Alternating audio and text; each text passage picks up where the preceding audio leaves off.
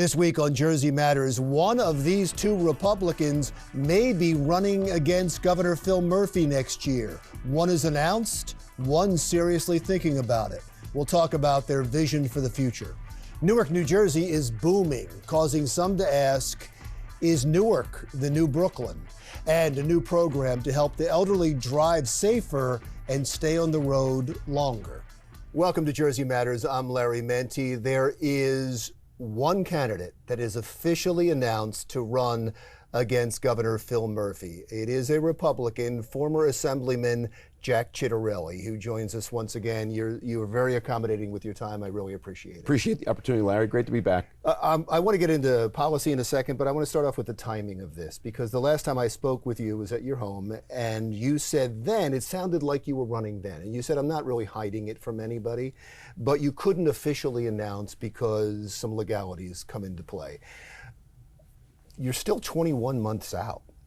What I said back then, early. Yeah, what I said back then is that it was my intention to run. That's a very important word. That it was my plan to run, my intention to run. It's now officially official. And if I learned anything from the last time around, 8 months is not enough. 20 months feels just right to accomplish all of our goals. You were officially announced just a short time ago. Yep. And I read your speech, and it seemed like you keyed in on the fact that businesses and people are leaving New Jersey, and you have to stem that tide. That's a symptom of a problem.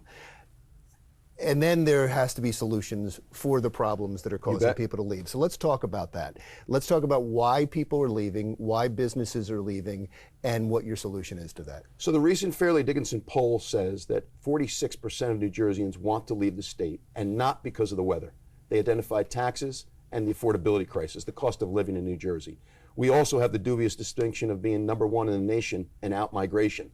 So why are people leaving? I think they're leaving primarily for two reasons. One is that our property taxes are the worst in the nation, and the second thing is that our business climate is ranked the worst in the nation. That means there's not enough economic opportunity to achieve your American dream here in New Jersey. I've got a very specific plan to address the property tax crisis and the fact that our business climate is ranked the worst in the nation. If I'm governor, I will focus my energies entirely on changing those two things. You know that a lot of people bring up property taxes. You bet because they do. It's always the #1 issue, and nothing ever gets done. How would you be different? So #1, we're going to have a new school funding formula on day one of Governor Ciattarelli that will pass muster with the state Supreme Court. The current school funding formula is 12 years old. It's nefarious, it's arbitrary, it's unfair, and I believe it's unconstitutional. We'll have a new school funding formula. That's the primary reason why we have a property tax crisis in the vast majority of our municipalities. I'll freeze taxes for those that turn 70. Your property taxes will be frozen at age 70. We won't reassess your home when you do a home improvement. I think that's criminal, quite frankly. My wife and I recently did a new bathroom at the house. We did the right thing and went through the township and generated revenue by paying for the permit fees. 2 weeks after we got the CO, you know what the doorbell rang? Tax assessor. All of these things are things that you would need to get through the legislature. You bet. One of the problems, interestingly enough, that the current governor had is he wasn't able to get along with the legislature when he got in. Will you be able to get along better? Well, first of all, you're a Republican. What's very exciting about 2021 is not only will we be voting on the governorship, we'll be voting on 120 legislators, 40 senators, 80 assembly people with an entirely new map. It's time to draw a new map. It's been 10 years. There's a real opportunity here for a Republican majority. But even if I didn't have the coattails that produced a Republican majority, which I believe I do, but in a worst case scenario, if I didn't, I've always gotten along well with Democrats. I have never heard this, that there might be a Republican majority in the Senate and the Assembly in the next election. I have never heard this. And you think the map could be drawn? Absolutely. To benefit Republicans? Absolutely. Who's going to be drawing the map? Well, there's a committee that's brought together by appointments by the state chair. Tom Kean is the Senate Minority Leader and John Bramnick as the Assembly Minority Leader. And those 5 people on the Republican side will draw a map. The Democrats will have 5 on their side that will draw a map. And if they don't come to an agreement, the state Supreme Court justice appoints an arbiter. But I'll tell you this, I think we've learned a lot from the last 2 processes. The Democrats have controlled the legislature for 22 years. And I think we're going to do a much better job, the Republicans, in presenting a map that is very compelling. That's interesting that you believe it's going to be fair. It's still New Jersey, and it's still a Democratic state. So I guess there's always hope. There's always hope. Larry, I really believe this. When people close the curtain behind them, they vote their conscience. I've won 7 general elections in this state, often in districts races where Democrats outnumber Republicans. There's a way for Republicans to win elections in the state. You've called for a constitutional convention. I'm sure you've studied how this is going to work. I have. So tell me how. I know how it works federally. How would it work in the state? Well, first of all, our current state constitution is 70 years old, and it doesn't address today's realities. How we address educational funding and affordable housing are two perfect examples. So this process brings together delegates that are elected by the people to serve on a committee that drafts a new state constitution that then is vetted by the public and eventually put on the ballot for a vote. I think after 70 years, it's time for a new state constitution. You lose a little bit of control then, right? You can. And things can happen that maybe you won't like. You can. That's possible. But I'll tell you what's worse, doing nothing. Our current state constitution doesn't address today's realities. One of the biggest problems that everybody points to, and a lot of people say they're going to do something about, but I don't think that Phil Murphy said that coming in, is the pension system.